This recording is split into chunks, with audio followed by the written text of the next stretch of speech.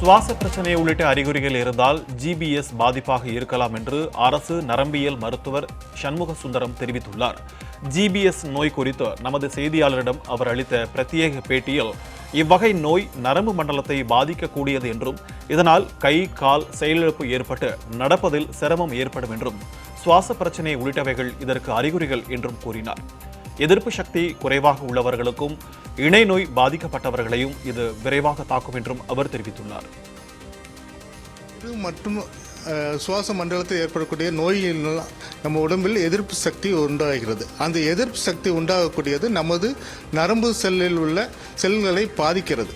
அதன் மூலமாக நரம்பு செயலிழந்து தசைகள் வலு இழக்கிறது.